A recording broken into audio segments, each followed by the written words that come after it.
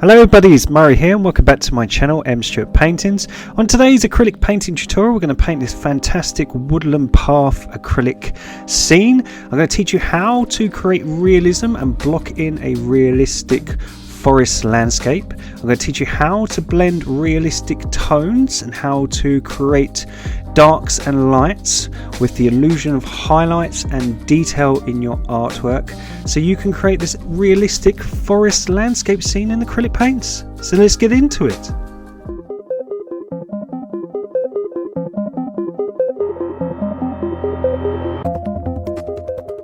Now the colours you will need for today's painting tutorial are white, yellow, green, purple, blue, a tiny bit of pink, some brown and some black. Now I have a 9 by 12 inch canvas that all I've done is I've painted it burnt sienna and I've just used chalk to create a basic outline. I'm going to create a path, we're going to have some trees and we're going to have some wildflowers on the right hand side and the left hand side just to frame it, and we're going to try to create a lovely woodlands scene just so we can get lost into. So what I'm going to do, I'm just going to get some purple, lots and lots of white and a dot of black, just a very dot but mainly white and just a little bit of purple, and I should create this lovely sort of pastel lavender tone. And all I'm going to do is I'm just going to speed the video up. I'm just going to block in just this right hand side, and that's just going to be a bit of sky that is just shining through the forest. Now I'm going to get some cobalt blue and I'm just going to block in the outline just so you can see it all, and then if you would like to, you can just pause the video and you can just jot it down. It just helps if you can see where I'm going to block something in with a darker tone. So just by using some cobalt blue, I'm just going to put the impressions of some trees. I'm going to have sort of a bank coming down. We're going to have this lovely sort of path, this dirt path, and the bank's going to go up here, and on the right hand side where we're going to have lots of this grass, I'm going to put some wildflowers and maybe some shade, some light and dark, and teach you all about that. But it's just a general outline just so I know where everything is. So I'll put the video back a bit slower and I'm just going to get that lovely lavender tone and I'm just going to block in this area. Now just as always, acrylics are really streaky, they're very watery, and if you can see now, just by putting that tone, that orange still shines through. So sometimes you do just have to give it a second coat. Everyone asks me why I paint my canvas burnt sienna. It's the most asked question on YouTube, but really it's just for this point. If you're using pastel colours, look, I've given it a second tone just with the magic of editing, and you can't see any of the streak marks, so it just shows me where I need to repaint things.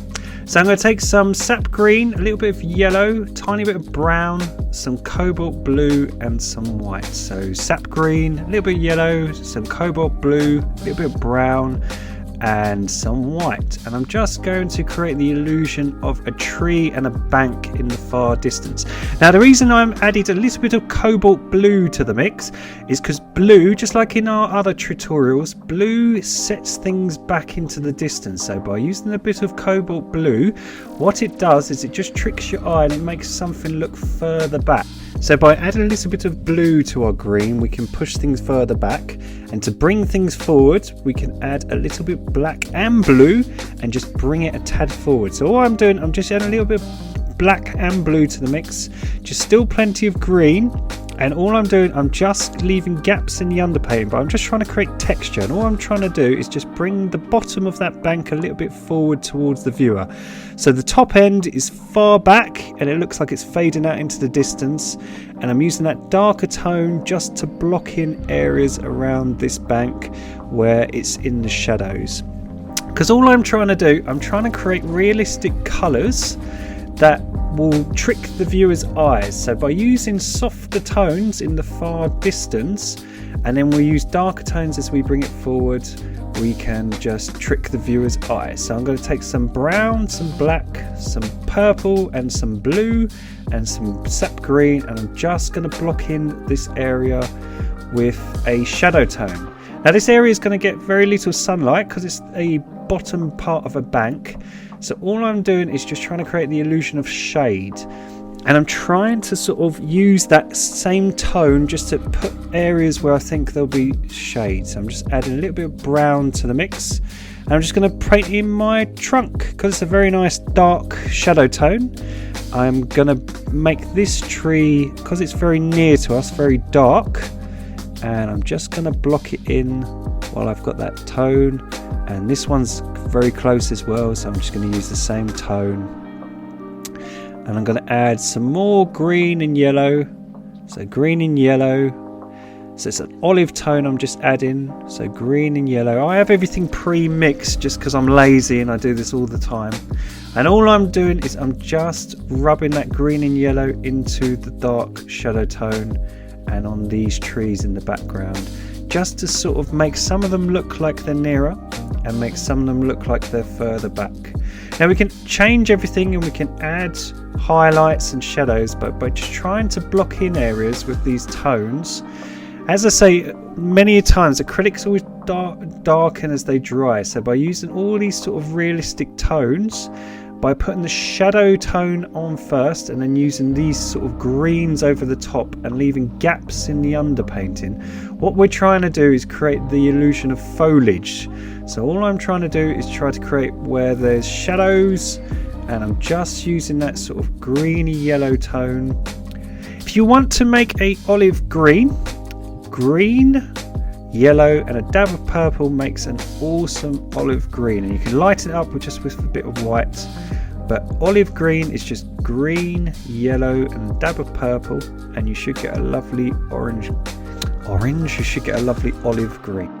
So sap green, some purple mixed into it, we'll neutralize it and we'll just block in this area. And this is going to be just sort of wild grass. We're going to put some flowers and we'll make it all texturized later, but what we want to do is just block it in. So green, a little bit of yellow and some purple, just to sort of suck the color out a little bit. So what I'm trying to do is teach you realistic tones. So as I've been saying to you before, by using blue you can push things further back, and by using things like purple you can desaturize it, and by using things like black you can bring it forward. So hopefully these tutorials, what I'm trying to show you is by putting a shadow color on first, so mixing a very dark tone and then putting the lighter shades of green on, what we can do is just block everything in. So we've got this nice composition, we know where everything's going to be, so now let's start building it up. So we're going to get some brown and some purple, and we're going to create this lovely tone, adds a little bit of green and white, and we're going to create sort of a tree trunk tone. So we've got brown, sap green, bit of purple and a little bit of white, and what we're going to do is we're going to put on the shadow color of things like twigs and branches and dead leaves. So if you imagine all the leaves are sort of that lovely green tone, but they have things like branches and stuff. So what we're going to do is we're going to try to trick the viewer's eyes by creating that. So all I'm doing is I'm leaving gaps in the background, and I've got a very thin brush and I'm just splatting the illusion of leaves. So if you think I'm just trying to create little tiny branches and splats of leaves where I want things to be, and I'm just blending that into the bank that we just created. So if you think of that green color, all I'm doing is again I'm just leaving gaps in the painting just to create the illusion of texture. Now when you take a step back from your painting, what it should do is make it look like in the far distance there's lots of texture. So by just using pastel tones, by adding things like purple, blue and white, we're softening up the tones to make them look like they're further back. And as I say, if you use things like black, it will bring something towards the viewer. So what we're trying to do is we're trying to push this illusion of detail into the far distance by just softening up the colors with some blue, some purple and some white to that brown, and what it should do is just make the tone look further back. Now we've got our shadow tone, we're going to add some leaf color over the top, but we don't want it too dark and we don't want it too overbearing. So by adding some green and then adding a bit of that purple and white of the sky color and a tiny bit of blue just to push it back, we're creating this lovely sort of lime pastel tone. But again, because it's a bit desaturated, it's taking a bit of the colour out, what it does is it pushes it further back. So it's the same trick even with the leaves. So if you imagine we're doing the same trick with the brown and then we're doing the same trick with the leaves. So that's all it is. We're trying to create the illusion of distance just by the tones, and that's why I keep trying to teach you in these tutorials. By pushing you and making the tutorials a bit harder every week, so this one is a bit more advanced than the previous Woodlands tutorials. I'm hopefully trying to get you to learn, and you can apply this to your own artwork. As I say, we've got plenty of tutorials now on the channel. I've created playlists for everyone. So if you're ever finding a tutorial a little bit harder now as we get more advanced each week, you can always go to a certain section and try to find the beginners lessons. I've done things now where we've got a playlist for things like woodland scenes like this one. We've got things like clouds, we've got landscapes, we've got seascapes, we've got things like how to paint a wave, and hopefully just by learning the basics, and then as we get harder and we get more advanced and we start doing much more detail in our work and the tutorials become a bit more complicated and a bit harder, if you ever get stuck or you're feeling you're a bit out of water and it's a bit hard and a bit fast for you, you can always go to the playlist and try to have a look at the more basic ones.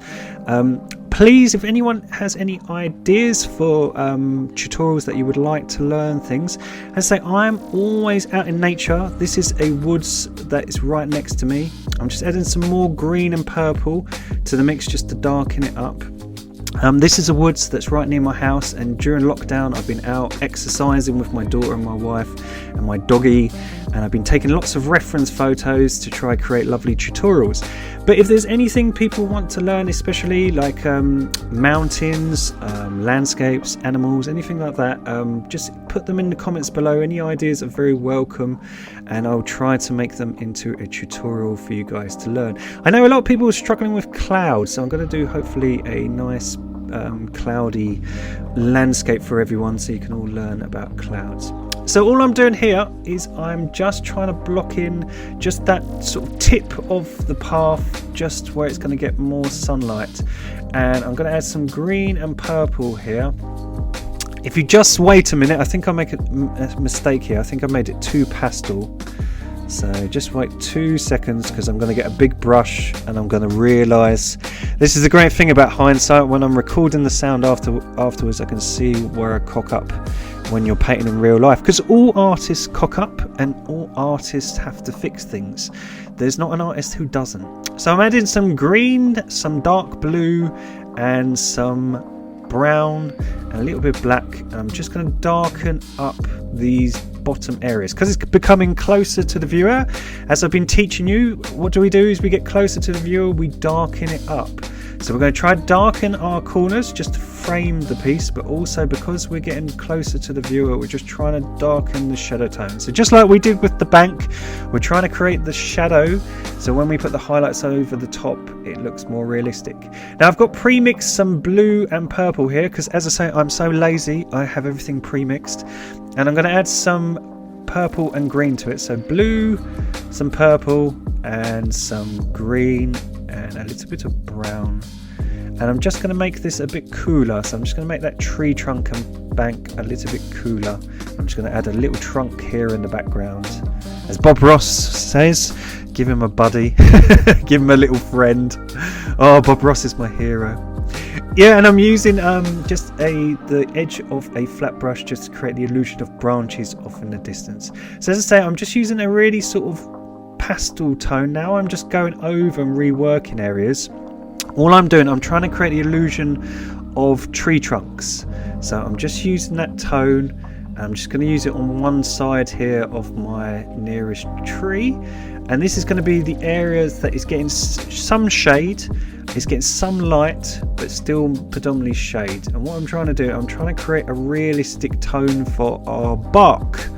So again, the great thing about acrylics is because the underpainting is a bit darker, when you add a lighter tone on top, and if it's a bit watery, you can still see the detail. So look, the detail still shines through, and because we've got some of that cobalt blue and things shining through, what it does is you can show you bits and areas where you can apply the illusion of texture, such as bark.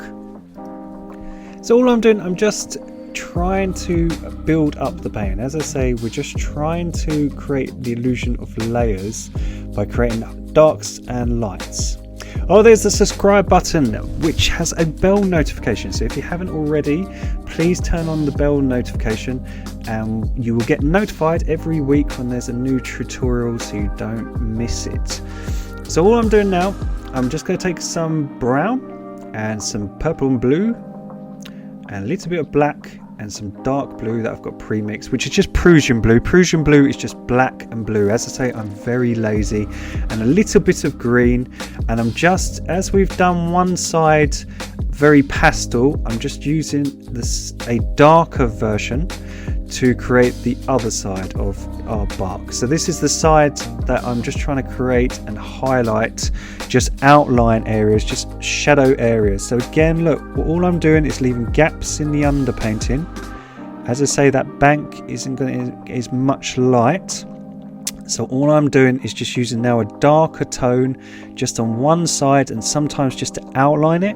What I like to do with trees is just give them an outline sometimes just to make them look a bit more realistic by just outlining areas of the bark. So all I'm doing again, just building it up because we've got nice pastel tones, and when we're adding a little bit darker areas, these are the bits of the forest that aren't getting hardly any light, bits of your bark and your tree trunks that aren't getting any light, and sort of odd little sort of shoots and trees. So that's what we're doing, but I'm still leaving plenty of gaps in the underpainting. And while I've got that dark color, I'm going to zoom in. I'm just going to create the illusion of bark. So look, all I'm doing is using a flat brush and I'm just creating sort of zigzags, and it's giving it a 3D look. So I'm doing it on all the trees. So look, all I'm doing, now we've got that sort of pastel tone and we've just got a darker version. Not too dark, but still a little bit darker. I'm just creating zigzags with a flat brush and I'm creating the illusion of bark. Look how easy this is. So a really cool trick to trick the viewer's eyes, to give realism, is by using tones, not detail, to make your work look realistic. I'm just going to use that same tone just to create some shadow. I haven't decided yet, well I know in hindsight because obviously I've made this video, but I haven't decided yet what I want to put here on the bank. I think we should have some shadows, but what I'm doing, I'm just darkening up area, and again I'm just leaving gaps. Now we've got that darker green, I'm just leaving gaps, and again this is the shadow tone. But can you see, just like when we've done the waves in the previous tutorials, we're darkening up the corner. We're trying to lay an underpainting that has nice transitions. So I'm just adding some brown, blue and black to that mix to make it very dark. And then I'm going to add some sky colour to the mix and some brown to make a lighter version. So I've got two tones, a little bit of blue just to make it more lighter. So I've got two tones of a really dark woodland shadow colour. Yeah, because what we're trying to do, we're trying to lay a nice undertone to create detail over the top. So while I've got that tone and I've got a really thin fine liner, I'm just going to create the illusion of some branches. So just using a really thin brush. If you haven't got a thin brush, just a flat brush, just turn it sideways. It's almost as good as a fine liner because it's just such like a knife edge, it's so thin. And all I'm doing, I'm just creating the illusion of detail, just again, so when you stand further away, the painting will look more realistic. As I've been saying to you, we've got a dark tone and a light tone. So all I'm doing is I'm using the dark tone to create nearer branches, and I'm using the light tone to create the branches that are more in the background. So as I keep saying to you, if you want to create something closer towards you, so like these trees are closer towards the viewer, use a darker tone. If you want to put some branches off far in the distance, just create a lighter tone. So it's the same with everything. If you want to have a mountain, you want to have a person, anything you want, and you want to bring it closer towards you, have the darks very dark. So look, just by darkening up this area of this tree and just doing the same technique, what I'm doing is bringing it forward towards the viewer. And you can do this with anything. So no matter what you're painting, a good rule of thumb is to only use things like black when you want something to be very close towards the viewer. So I hope this is all teaching you as I say, how to create realistic tones and how to use these tones to create depths. So sometimes I like to get a small brush and just rub it sideways up on the side of a tree, and what it does, because it kind of scrapes against the texture of the canvas, it creates the illusion of bark. So just by sort of scraping your brush, almost like when you have a palette knife and it's like putting paint on a canvas, it scrapes and it leaves little gaps. You can do that with a brush. So if you have very little paint on your brush and a very dry brush, you can scrape it down your tree and you can create the illusion of knocks and bumps on your bark. So I'm just adding some blue and black together, and I'm just really darkening that area there just to make that shadow area really dark. And the same here, just as it joins the path, it's just and a little bit more on one side of my tree, why not, just to really bring it forward, bring it towards the viewer. And let's create the shadow on the grass and the shadow into the corners. I want the left and the right hand corner, like all our paintings, to be very dark. So all I'm doing, look, I'm just trying to blend it. So now we've brought things forward, let's put some highlights over the top. So to create this olive green, it's just green, yellow and a little bit of purple. What I'm going to do is use that really bright olive green. I'm just going to outline this left hand side of my tree, to create a nice sort of realistic tree colour, but B, to create a highlight. So this is the area that's getting the sunlight. So the sunlight is coming from the left hand side, why not? Even though the sky is in the background, let's have the sunlight coming from the left. And I'm going to teach you how to create highlights. So now we've got the dark, lovely shadow tone on one side. We're going to go on the left hand side and create some highlights. And I'm just going to create a little, because this tone's a little bit brighter than the previous further back tone, these are going to be leaves that are a bit more in the foreground. So these are going to be leaves coming off our largest tree and little highlights that are coming again with things in the foreground. So again, just by using a brighter tone, a less saturated tone, you can bring things forward. It makes it sharper and it makes it brighter.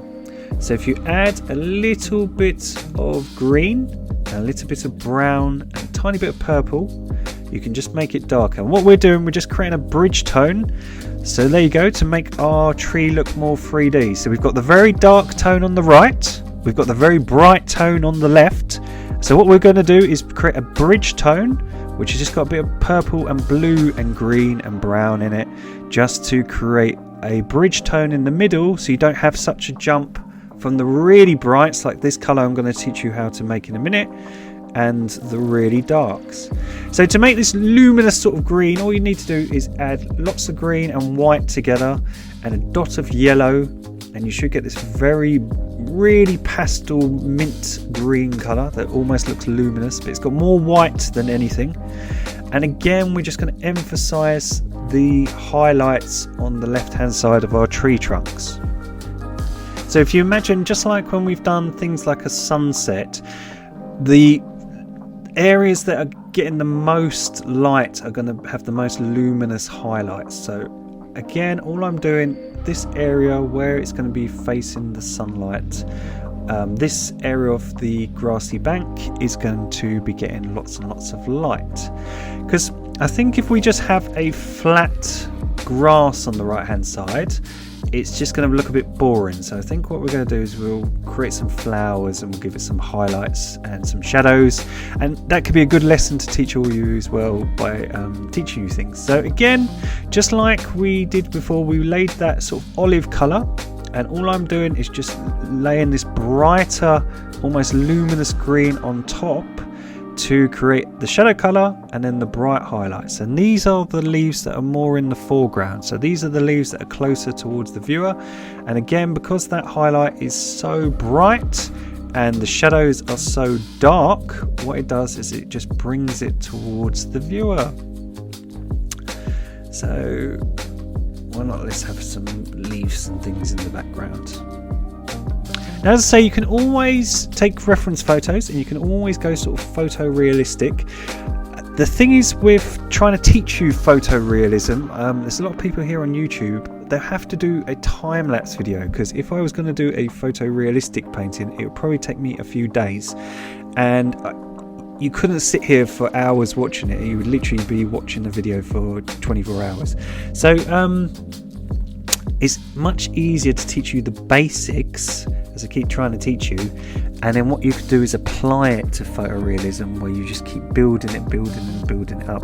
But I think if you nail the colours, and as I keep saying to you, as you get better at the drawing, you can make things more photorealistic, because it is just patience. It's just, have you got the nerve to sit and commit to something for hours and hours and hours. So I'm going to add some really bright green. So to get really bright green, you just add green and yellow. And I'm going to add a little bit of blue and a little bit of purple and a little bit of brown to it, just to suck out a bit of the colour, but I still want it fairly bright. And I'm just going to load up a fan brush, and I'm just going to mix into that highlight, just so that highlight isn't too harsh. So again, just think of like what we did with the tree. We're just trying to create a bridge tone that's a little bit cooler, just that it bridges into the highlight and also bridges into the shadows. And I'm just going to, while I've got that colour, I'm just going to merge it a little bit into that tree, because you get a bit of the light reflect onto the tree. So the great thing about a fan brush, if you've created a dark shadow underneath, you can leave gaps in the underpainting, and because of the fan texture, it's perfect for things like grass. So you can create really realistic grass, or the look of realistic grass, by just leaving gaps. And because you've got the dark undercolour, when you put the highlight over the top, it just tricks the eye and gives your grass the illusion of texture. So look, watch. Just by leaving gaps in the underpainting, I am creating the illusion of texture. It looks much more 3D and makes it look more realistic for something that's super easy to do. Hey, what an easy trick. But I want to keep my left corner dark, because that's where I'm going to sign it. So I want to keep some of this area a bit dark. So I'm not going to go too heavy on the highlight in that corner. And I'm just trying to create the illusion of texture just on the faraway grass.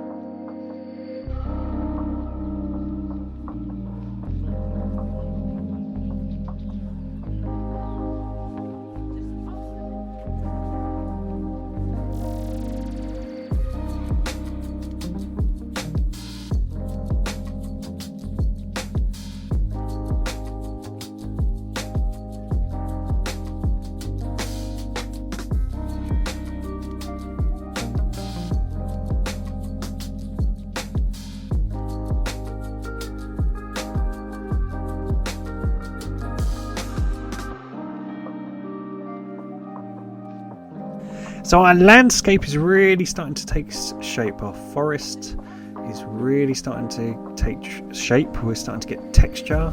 So as I keep saying to you, it's all about patience. It's all about working through everything and just layer upon layer going over the top. So we're going to add some brown and a little bit of purple to that mix. Still got some green in it, because the previous mix. And we're just going to block in the shadow tone for our path. Now, as I keep saying to you, the burnt sienna, what's really great about it is it shines through, so you can see where you've missed areas. So if this was white, sometimes you won't pick it up, you won't notice where you've missed areas. So the great thing about the burnt sienna, you can even see it now shining through that watery paste. So I'm going to add some yellow and white and a bit of the sky colour to create sort of a tan effect. So yellow, a little bit of purple, lots of white to the mix. And while it's still wet, I'm just going to add some tone and try to cover up some of that area and just create sort of cool highlights on it. And where that burnt sienna is shining through, it actually looks quite nice. That red tone's quite good. So sometimes, as Bob Ross would say, you have these happy accidents. So just by adding a little bit of white and a tiny bit of purple to the mix, we're just adding a highlight. Still very cool. It's almost like a beige tone. And all we're doing is just adding a little bit of highlights, just to have a little bit cools and hots. Where we've got the burnt sienna, we've got the hots, and where we've got this tone, we've got the cools. And what this is trying to do, what I am trying to do, is create texture. So it almost looks like a sort of dirt path now. So just by adding a bit of yellow and green, lots and lots of yellow, but still more white than anything. I'm just going to soften up this edge. So let's add some brown to the mix, make it a little bit of purple, just to make it more cooler. And we're just going to go up the bark, and again just soften it up. And what's great is because we've got that dark bluey tone, when we put these lighter, sort of lighter brown tones, again it just tricks your eye and just makes the transition look more natural. So I keep saying to you, add the shadow first and then add the highlight over the top. So a good way to remember it is to think of something like yin and yang, like the symbol yin and yang. You can't have a dark without a light, and you can't have a light without a dark. So it's a good way to think about it. So whatever you do, if you create things like highlights, don't forget to create shadows or vice versa. So I'm going to add a really cool tone on my fan brush to create some bluebells. So I've got purple, blue and lots of white to create a really nice colour. And I'm going to create some wild flowers, so why not? This is a lovely landscape, and as I say, we want to make it more harder and we want to make it more detailed. So why not add harder and harder things for you guys to learn? So by creating a really nice sort of lavendery blue bluebell colour, we're going to add the illusion of some wild flowers. So all I'm doing, I've loaded up my fan brush, and we've got this lovely bright tone. If I zoom in a bit for you so you can see, and we're going to create the illusion of some wildflowers. So it looks really nice, and it's just adding texture again just by leaving gaps in the underpainting. We're trying to create the illusion of these flowers poking up through the difference in our grass. And because we've got that lovely transition in our grass, just like as I said previously, you've been following along with the tutorials how we do waves by creating a nice transition in the underpainting.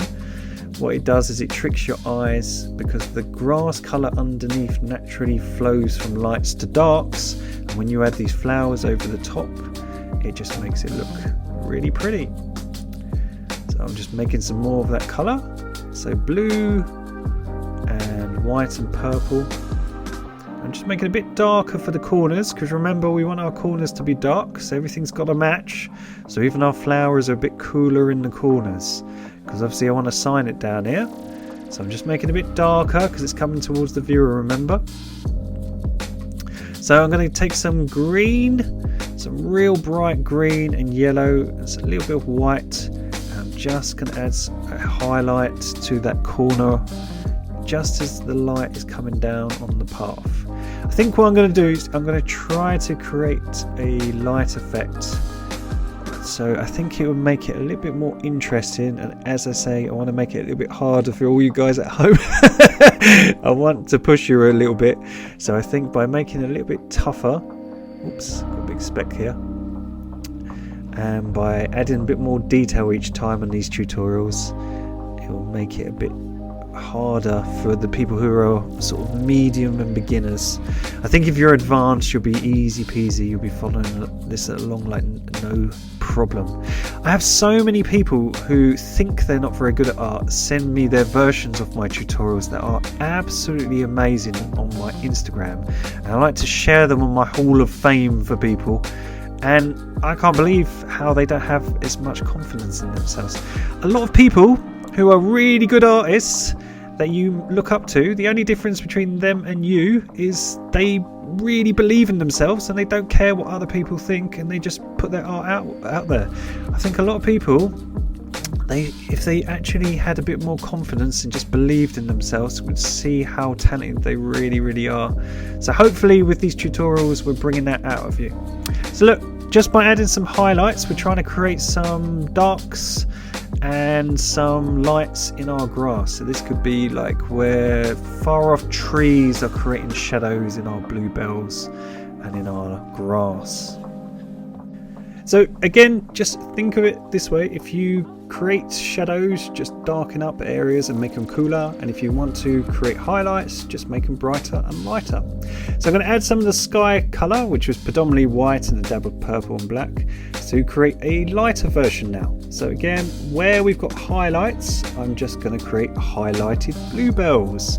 So again, just think of where I put the brighter grass, I'm going to put brighter flowers. Really common sense. So where we've got darker, cooler shadows, we're going to have darker bluebells, and where we've got highlights and brighter areas which are catching the sunlight, we're going to have brighter bluebells. Really easy way of remembering it, okay?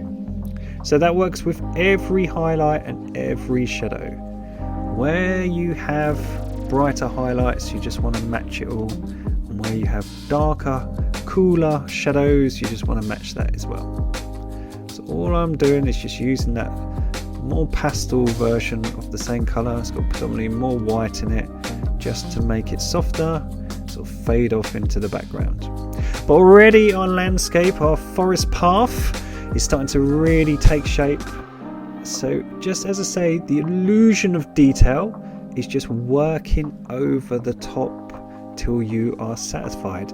I have a lot of people as well who tell me they struggle with their paintings and they rework it over and over again. That is totally common as well as an artist. I don't know any artist who doesn't do that. Even if you have something like an exhibition, I'm telling you now, there's artists that are looking at their work thinking, oh, I don't like that bit, I hope no one noticed, I don't like that. That's a sign of a great artist. Even musicians, anyone like that, if you don't take apart your work, you won't improve, because what you're doing is you're always wanting to get better. So that's not a bad thing. I keep saying this.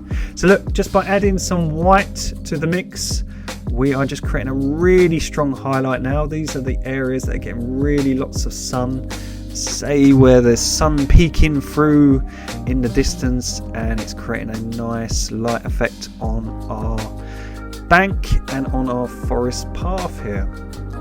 So all I'm doing, I'm just using the fan brush. I'm just trying to create where I think I'm going to have some bright sunlight hitting areas of the painting.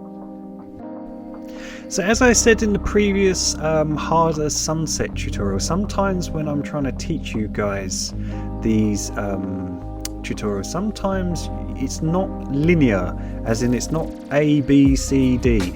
Sometimes, especially with the harder tutorials like now, you have to just keep going back and forth and working areas, because say you're adding, like we've done, lots of blue and purple, there's not much grass now showing. And the same with the path, where I've just added some blue, some brown and some white to make a cooler highlight.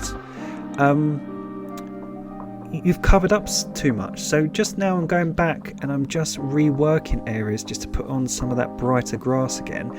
That's the thing with painting. Some people who are very logical and have to follow A, B, C, D and follow steps, almost like if you have instructions to a manual, sometimes find painting a bit irritating and a bit hard. Whereas other people who are more predominantly, say, right-brained, who think outside the box, can follow along much easier, because as I say, it's not linear. It's almost going back and forth. So all I did there was add some blue and black and some green, a little bit of purple, just to make a darker shadow tone, just to go over the edges. I want to create sort of the ridge, and I want to darken up this corner, because obviously I want to frame the piece. I want the viewer, and I'm just having sort of dark areas of the path. You get that sort of shadow where the path meets the grass and the bank. And again, it's just to create the illusion of texture. So where we've added bits, like I keep saying to you, we're just going back over the top and reworking it. We're just going back and forth. So it's just trying to feel your way out, trying to figure it out. Don't be harsh on yourself if you make a mistake. You can always go back. You can always dry it with a hairdryer. That's a great thing with acrylics, and you can always rework it. Even your old paintings, you can just go back to and rework it. There's nothing you can't fix. And there is, as Kung Fu Panda would say, no secret ingredient. There's no right way, there's no wrong way. Just do the best you can. I always like to say, just do what works for you. It's like painting the canvas burnt sienna. That works for me. Doesn't work for you, don't do it. You don't have to copy everything. So I'm going to mix some purple and white. And I'm just going to with a little fine liner, just work that area there. But now we've got the grass back on, I think it looks really pretty. Now we're going to swap to some bright pink.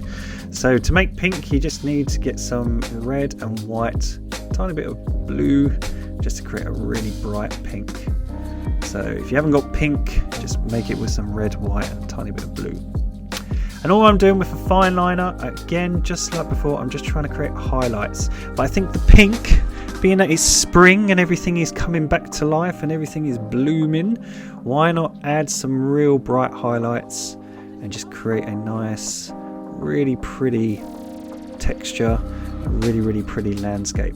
So what I'm trying to do, I'm just trying to create random dots. I'm not doing them all in a line, I'm just trying to put them here, there and everywhere. But I'm trying to make them quite random, so some are little, some are quite big. And all I'm doing is just trying to create dots, just to give the impression of wildflowers that are sort of picking up the sunlight and looking really pretty. So just with the pink, just going around that edge there. Ooh, we're starting to look really nice already. So again, just on this ridge, just odd flowers that are picking up the sunlight, really bright. Nice.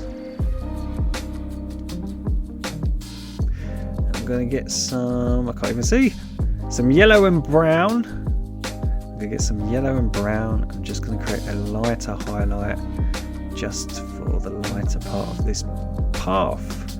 So this is the forest path that's getting a bit of the sunlight and it's turning a bit yellow.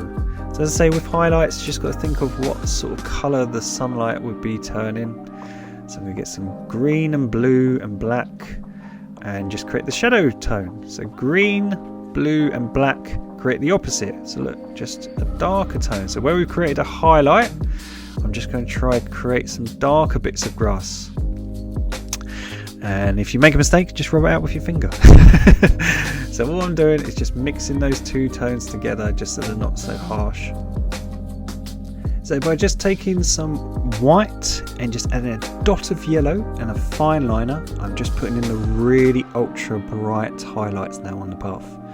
So just lots and lots of white, little dot of yellow, and just use a thin brush. And I'm just going to mix some green, some yellow, a bit of blue and a bit of black.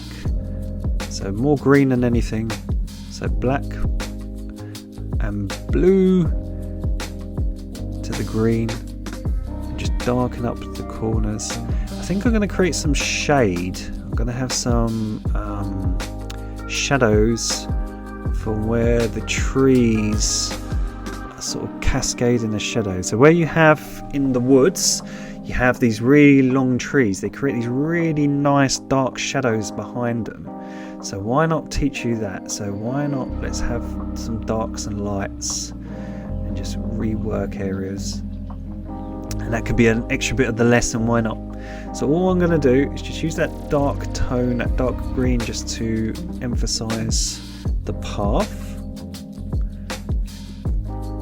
And I'm going to get some bright white and yellow that we just had. And I'm just going to, just like we did with the flowers with the pink, I'm just going to put some dots, and these can be some of the flowers that are getting the sunlight really, really brightly. So just white and a tiny bit of yellow, but more white than anything. And we're just trying to create the sort of illusion of sort of like daisies, just like odd little flowers that are just picking up the sunlight and really, really popping. So we create a really nice highlight. So let's say if you do a splodge or anything, don't worry, you can always paint over it, you can always wipe it. There we go. So again, just like before, just try doing randomly. If you've got a really thin brush, just do little dots. You can even use things like a pin. Some people don't have a really fine brush. Use something like a pin. Just be very careful if you're at home using the pin. If you're young, ask your mum and dad. So there we go. Wow, so look, it's already starting to create a light effect behind the trees. It's looking like there's shadows, and it's looking like where these brighter ones are in the sunlight and where the darker ones are in the shade and they're more bluey purple, is creating the illusion of hots and colds, light and dark in the background. So again, just like the leaves, what we're doing is we're trying to just have them fade off into the distance. So that's why I'm just smudging them. So as I say, there's no real detail in this painting. It's all the tones. It's all just trying to show you how to do it. So just by using the darker shadows now, so these cooler colours, so we're going to make some purple and blue.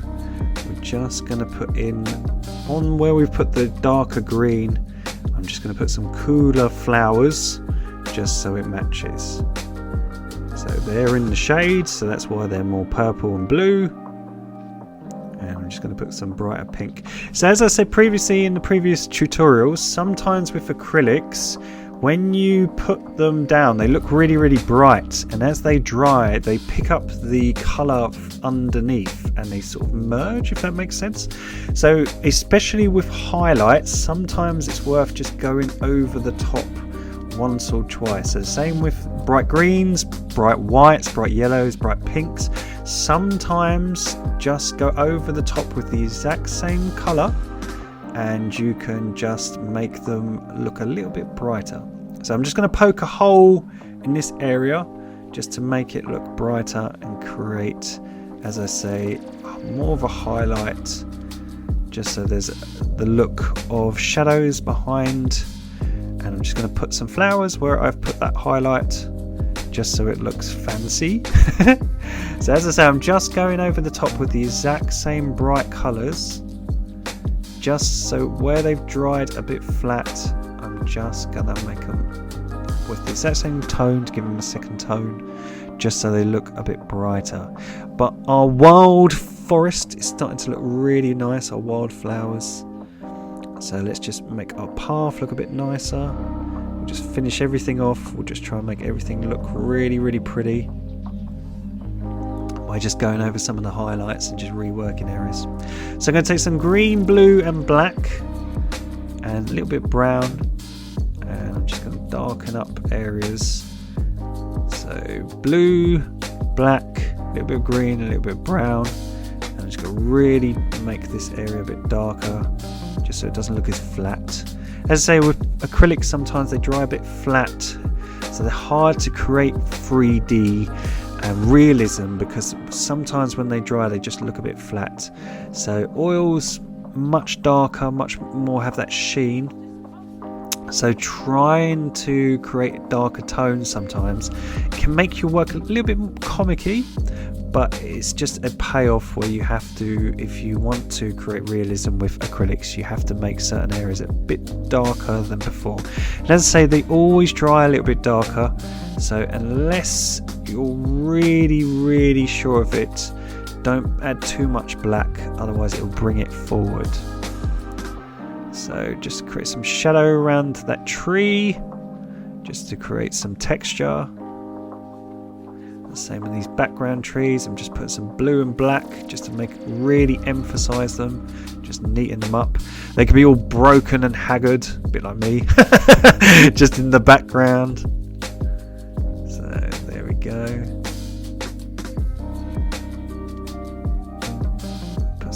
shadow on the path just to outline it, just so it looks more 3D.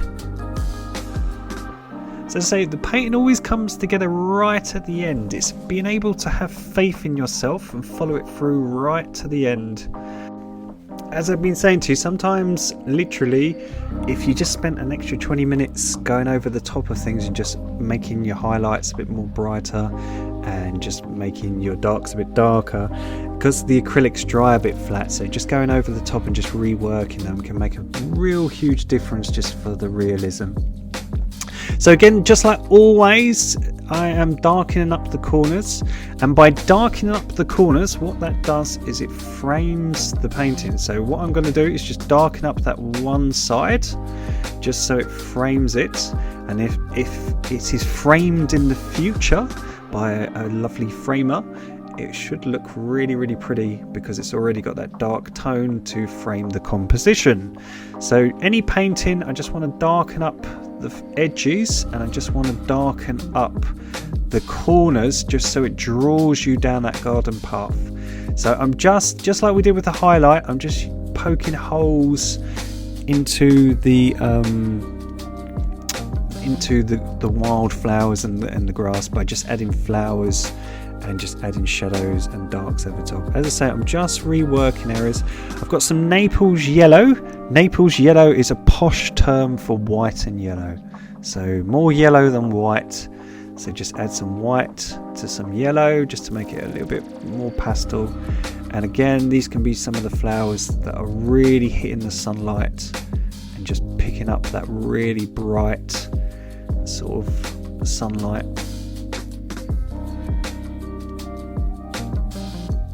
There we go, just making them pop, making our detail look more advanced and more detailed and complex just by adding more highlights. So as I say, it's just patience, it's just reworking things. So I'm going to take some black, some green, so black and green and purple, a little bit of cobalt blue, and I'm just going to poke the holes, as I say, for the shadow tone, just to really emphasize the shadow behind me trees. I think it's a good lesson to teach you, so what I'm going to do, we'll really emphasize them, just make them really dark, so we've got real contrast, a real difference between the darks and the lights. So why not, let's do it on the path, and then I can teach you how to do it on the path. So think of the path, look, the path is all one colour. Why not add shadow from a tree?